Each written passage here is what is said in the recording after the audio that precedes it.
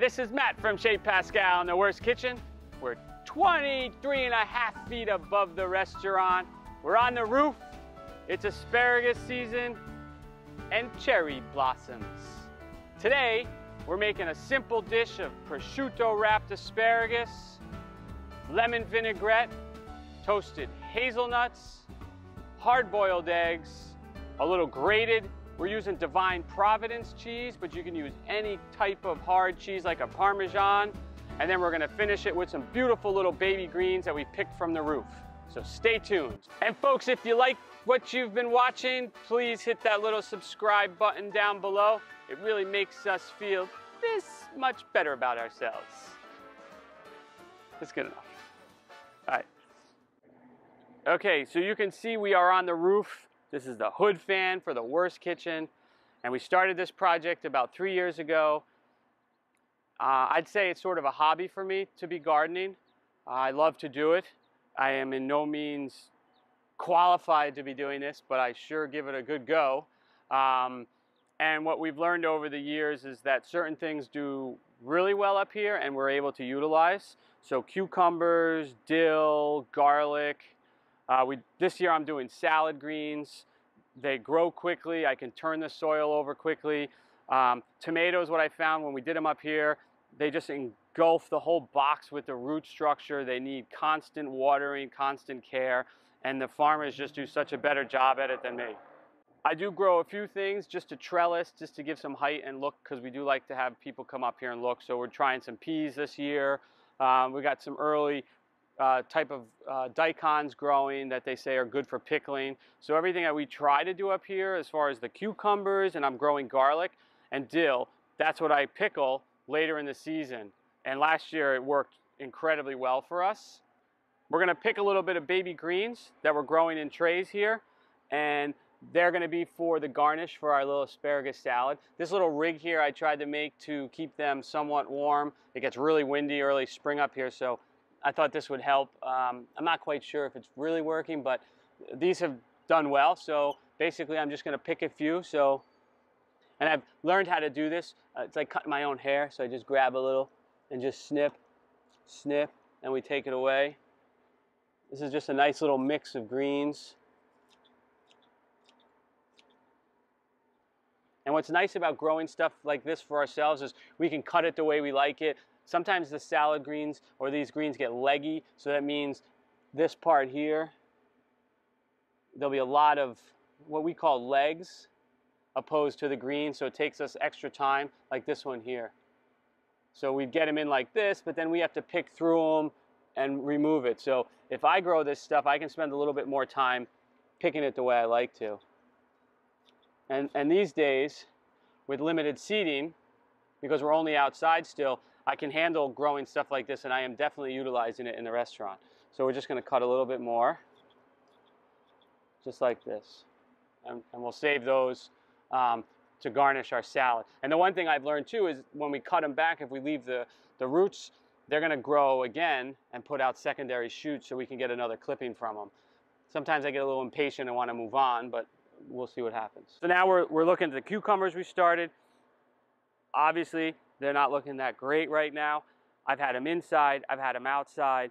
They've been getting cold, they get too hot under the plastic, but I do think that they will bounce back. These will get planted, and then we will trellis them up, and this is what we will be pickling, along with the garlic we're gonna go look at, and then we have dill started downstairs. So we're gonna go to the back of the roof and look at where we planted the garlic. So we're at the back end of the restaurant now, and we have 5 beds of garlic that we planted in November.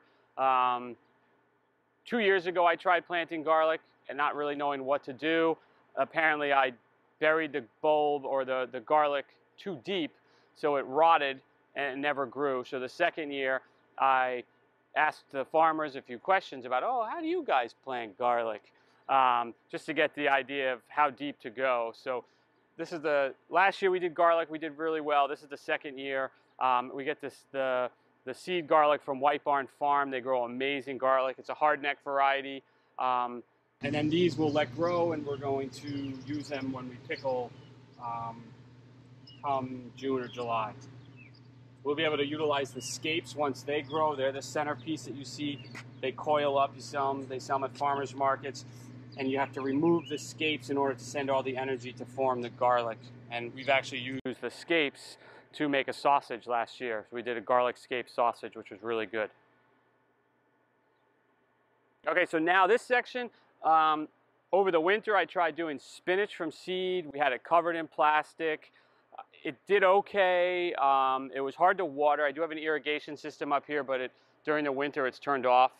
So we've removed all the spinach, although I'm leaving. You can see there's some bronze fennel coming up and tarragon from last year, which I'm going to leave because I love that plant. We're going to do cucumbers in these beds, trellis them up, and then they'll go with the garlic when that's ready. And then we have dill that we'll find a space for that's started downstairs for our pickles. So now we're back in the front. These herbs have all held over from the winter. Obviously, you just can't get rid of mint. It just grows no matter what. And then we have a couple of varieties of thyme. We have tarragon, some chamomile. These have all just been here through the winter. They were covered, and they're coming back nicely. Now, it's not a ton of herbs for us to utilize every day at the restaurant, but when we're doing special dishes or we really want to highlight something, these are nice herbs to use for that. So since we're talking about vinaigrettes, we need thyme, and we're going to do, I love tarragon, so we're going to get a little bit of tarragon in our vinaigrette, and then we're going to get to put this dish together. So for me, I look for like nice long pieces because we want to pluck the herb, and I'm just going to snip it just like that. That's more than I need. And then we're going to take a little bit of tarragon. I love the flavor of tarragon. And this one, again, too, you snip it and it'll just keep propagating and growing. So we don't need much, just like so. Oops, just like that. And then we'll use this in our vinaigrette. Okay, so we're back. We're talking about asparagus. It's one of the first few things that come forward in spring that we just get so excited about. And there's several things to do with asparagus, but today we're just keeping it real simple. We're going to wrap it in prosciutto. We're going to lightly grill it. Right now we're going to use a grill pan. We're going to serve it with a simple vinaigrette. We're going to pick some baby greens from the roof. We're going to get some of our herbs. Okay, so the most important thing about asparagus is just really knowing how to handle it, what to do with it. We like to peel it, and the reason we peel it is because down low on this part tends to be a little fibrous, a little chewy. So we're going to go quickly through how I find the best way to peel this stuff is. We're using a peeler. I like to put it something flat so you don't snap off the asparagus as you're peeling. You got to remember, we have about a month and a half, maybe 2 months of this all year. So we want to treat this with as much respect as we can. So the first thing we're going to do is we're going to peel it. Now you want to go really easy with the peeling. You don't want to take off too much. We're just looking to skin it a little bit, okay? So we just peel it back. And if you watch, I turn it with my hand as I peel. So I turn it, and you're just letting the peeler's weight pull off the skins, just like this. Just like that. You don't want to take off too much. Once we've peeled it all, one of the things that people like to do is just bend it.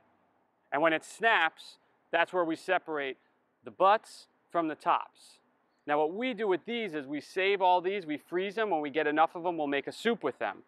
The peelings, believe it or not, we save those as well. We throw them in a dehydrator, we powder them, and then we can use them to flavor ice creams, custards. We can add them on top to finish dishes. So the whole idea is we're trying to capture all the flavors from the asparagus that we can, and we try not to waste anything because these are a premium right now for price. So we want to be smart about how we utilize things. So again, peeling them simple. We just take them and we just peel it, and I'm turning with my hand as my peeler stays here, and I just rotate the asparagus around just like that. When you're done with it, it should be just as round as you started. You don't want to dig in too deep on a certain area because then when it cooks unevenly. So we would do that again and again. And this is a tedious thing to do, but it's worth it. So we just peel it, peel, and you can see I'm just turning, and I'm really not digging deep. And don't worry about down here because this area sometimes it gets snapped off anyways, and we're going to use that for soup. So we take this. Now this one was cut a little lower, so we're probably not going to have to snap it. But we just, see how I'm just spinning it? And I'm using the pan to support the asparagus so I don't snap it as I peel it, just like that. So what I would do is I'd peel them all first, and then I'll go back and snap them all. We like to do things in stages. A small asparagus like this, I would never peel this. It's not going to be fibrous. So these we just leave as is. As they get larger, you want to peel them back, usually about maybe to the third point as you go up. And we just peel it back. You do occasionally have to clean this off. It really likes to stick onto your peeler. We save all the peelings. See, again, don't worry about that. Don't be too picky on the ends because you're going to snap it off. We'll do about 2 more.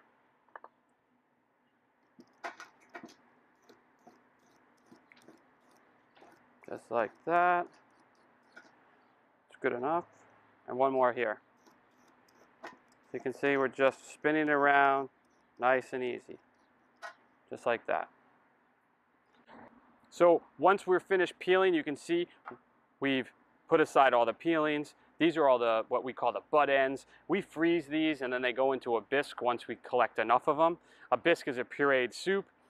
And then this is the powder. So we dehydrate this in our dehydrator. Run it overnight, and then we put it into the Vitamix and we powder it. And this is like the essence of asparagus. And then you use this to flavor ice creams, custards, and you can even use it to sprinkle over a pasta dish. So now we're going to make the vinaigrette. So we've talked about this in other videos as far as having your mise en place together. So that means all the ingredients in order to put the dish together more effectively. So the first thing I would do is I'd make my vinaigrette. It can be put aside. We've already peeled the asparagus. That's resting. Once the vinaigrette's made, it can sit for a day or a couple hours. We're going to then wrap the prosciutto. We want to have everything together. You wouldn't want to start grilling your asparagus and then be like, oh, I got to make my vinaigrette. Okay? And another thing too, if you're noticing, well, I got a new shirt, but I'm not wearing my mask. The vaccinations have been rolling out. We've been fully vaccinated. We're on the roof, so we feel as though the masks can come down. But as far as being inside and working, we still all wear our masks. It's just a little bit safer for us. But right now, no masks, we're on the roof. So let's put together vinaigrette. So vinaigrette, basic ratios, 3 parts oil to 1 part vinegar. We're using lemon juice, but in addition to lemon juice, I still think you need a little bit of champagne vinegar. It helps cut the acidity from the lemon. Although you want a vinaigrette to be acidic, all lemon juice is just too astringent. So we do use a little bit of champagne vinegar. We're going to do vinaigrette. So for the vinaigrette, you need minced shallots. Okay, so it's a mild onion. It's just really a crucial part of making vinaigrettes. I like mine finely minced, and then they get macerated. So you soak them in the vinegar for a little while. Think about it, it's almost like pickling them. So minced shallots, putting them into our mixing bowl.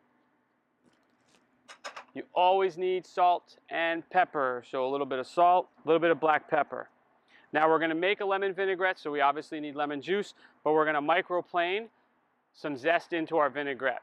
So you can microplane it first, then we cut it in half and squeeze the juice. So and you got to be up here, you got to play the wind.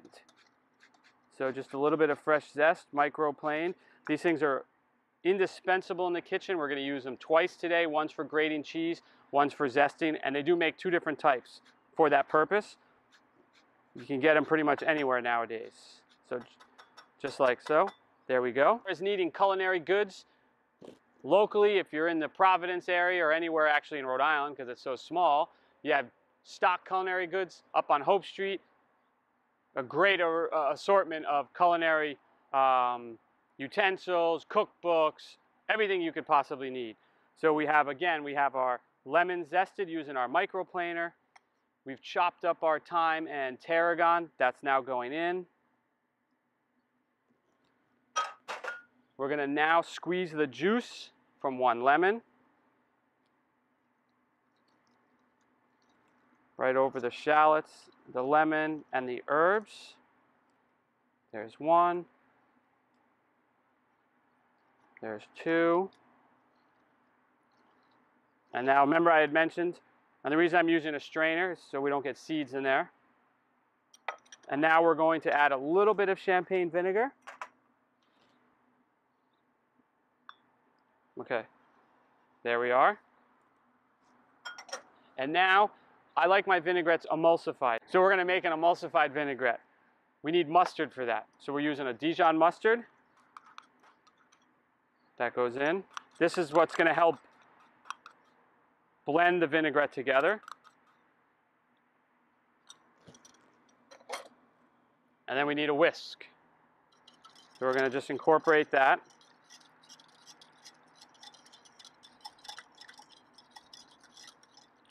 And now, we're going to slowly whisk in oil to emulsify. And you can start this process slowly until it gets blended in. And then as it gets mixed in, you can go a little faster. Now, I don't like to blend this one because I want the chunkiness of the herbs and the shallots in there because I think they taste really nicely with the asparagus. It gives us some texture. And now, generally, if I'm making a basic vinaigrette, I use a blended oil, so a canola olive oil blend, and then we finish with extra virgin olive oil. But for this one, I really want to be able to taste the olive oil, so we're just using all extra virgin olive oil, and we're just drizzling this over. So you'll see different recipes will call for different types of oils, but for this one, we're using all extra virgin because we really want to taste that olive oil. So just like that. Okay. So basically, again, the ratio was that 3 to 1, but I always say you really should taste it. You need to know there should be a balance. It should be acidic, but you should be able to taste the fat. You want to be able to taste the herbs, the shallots. And it's almost there. It's just still a little tart. And I like the crunchiness of the shallot in there, and it's going to eat really nicely with the asparagus. So now that this is done, this can be put aside and rested, or you know, a day or so. If it slightly separates, just re-whisk it together right before serving it and drizzle it over. So now, let's move on to wrapping our asparagus. We've got our peeled asparagus. We've got our thinly sliced prosciutto di Parma. A little bit of olive oil. Now we're just going to do a little salt and pepper on the asparagus now, but keep in mind that everything we're using is salty. The prosciutto is salty. The type of cheese, the aged cheeses tend to be salty. So keep that in mind when you're seasoning your food. A little salt and pepper. And now what we're going to do is we take the prosciutto, nicely sliced, and it's always important to order extra because you have to eat some as you put the dish together. All right, so we have our prosciutto.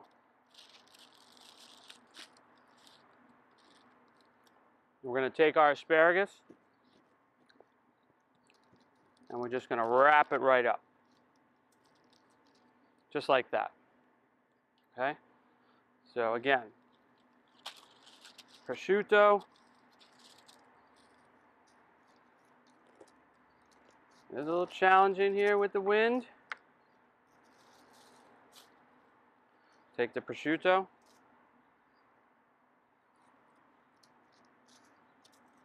And take a nice piece of asparagus. That's really easy. Just wrap it.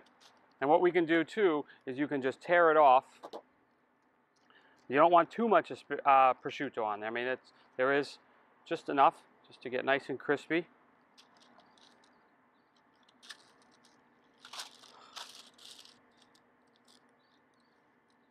Just like that.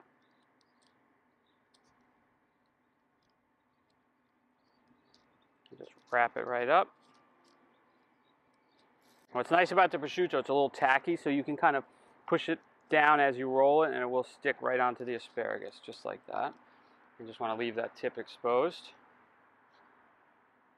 The asparagus will sort of cook down and tighten up onto the prosciutto will, onto the asparagus. Generally on these, you probably want 5 to 6 per portion. But again, it really depends on how hungry you think you are or your guests will be. So now we have all the ingredients together for our salad. So we had mentioned we're doing the prosciutto wrapped grilled asparagus. We're going to be using some hard-boiled eggs, which we're going to grate right over the salad, toasted hazelnuts, some of the beautiful little baby greens from the roof deck, our lemon vinaigrette with some more herbs that we picked from the roof, and a little grated cheese. All right, so first thing I'm going to do, I'm going to put a little bit of oil over the prosciutto, and then we're just going to get this grilling. And now in this too, we're using the asparagus. It was raw. Okay, we didn't blanch it first. I like there to be a little bit of bite still in the asparagus, and it's gonna sort of steam as it crisps up on here. We're just gonna let it sizzle away. This can be done definitely over a charcoal grill or a gas grill, but for safety reasons, we're obviously just using a grill pan. But again, it will give us sort of the same effect. You're just not getting the flavor perhaps of the charcoal. But if you're doing this inside, this works great. Just again, inside cooking, you definitely need good ventilation when you're using grill pans. So it's starting to crisp up. We're just gonna turn it. So we're just turning it to keep it from burning, but we want the prosciutto to render. This should take about 5 or 6 minutes to get the prosciutto crispy and allow the asparagus to seam through and cook. But you do have to maintain it. You have to pay attention, turn it as it cooks. You can see this, the prosciutto is starting to shrink, tighten up on the asparagus, which is good. So you can see the prosciutto is starting to get crispy, which is what we want, but we don't want it to burn. If it gets too dark, it gets bitter. So just really pay attention to that. If you notice like this piece fell off, it's fine. Just take it out and then you can add it to the top of your salad once you assemble. So this is looking really good. Now we're gonna put this dish together. So stay tuned. Okay, so now it's time to put the dish together. Now again, when we're cooking, if all of our stuff is done ahead of time, it's so much easier. You can enjoy yourself. It takes the stress out of cooking. So what I would do is, if I had cooked this and I was having friends over or just eating this, I would have cooked this. It could sit and eat at room temperature. It's not going to affect the dish at all. So you don't necessarily have to take it right off of the grill and plate the dish like we're doing right now. It can wait, and then you can assemble it once you bring the stuff inside or when you're ready to eat it. So we're going to just take our asparagus, just put it on a plate, save that little crispy piece that could go on top, or you could eat it. I mean, that's the benefits of being the cook. You get to snack when no one's looking. So if you're not sure if the asparagus is done, you have no idea, there's no little timer that's popping up to tell you to take it out of the oven or out of the pan, you could eat it raw. It's not going to kill you. But if you want to check to see if it's done, if you take the tip of a knife, something small, it should just slide through nice and easy, no resistance. Personally, I like there to be a little bit of crunch in the asparagus. I don't like it so if you held it up, it just flopped over. In my opinion, it's overcooked. Again, we're just going to arrange this like this. I mean, this looks beautiful, okay? Like so. And again, if you pay attention to the way we're doing this, the ends here where it was cut, that's where we're going to kind of hide it with our garnish, because this part here is beautiful. This is what you've worked really hard to make it look so nice. So now this salad, it's all about layering. Texture, salty, acidic, crunchy. Asparagus is down. I want to take a little bit of our vinaigrette, and you can see I'm just lightly mixing it, and it's nice and chunky. That's what we like. I'm just going to drizzle it around it just a little bit. Okay, and now we have toasted hazelnuts, simply just dry toasted, out of the oven, a little bit of olive oil, salt, and pepper. Then once they cool, we crush them in our mortar and pestle.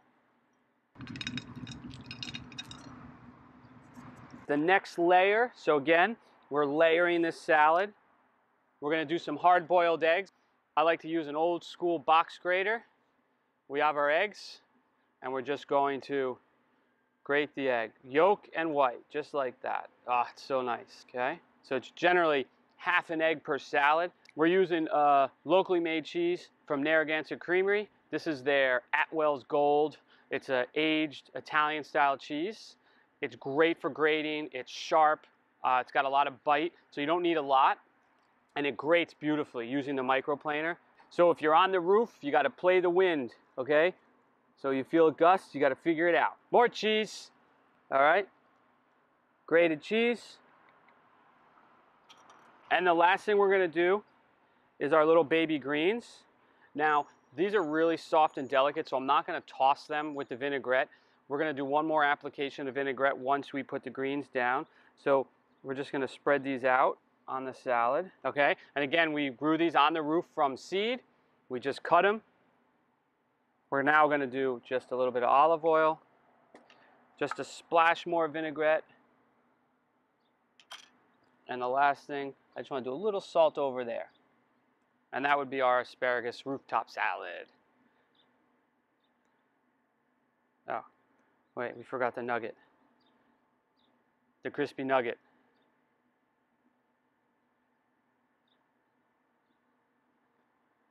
So again, we hope you enjoyed watching another video.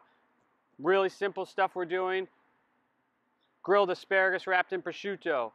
We talked about making a vinaigrette. That's some beautiful little greens that we grew up on the roof, but I mean, you certainly can find ones at the farmers markets. This stuff is really readily available. Grated cheese, and it's just a really great way to capture asparagus. We have it for maybe 2 months a year, and that's it. So enjoy it while it's here. You're gonna have a lot of editing, Deb.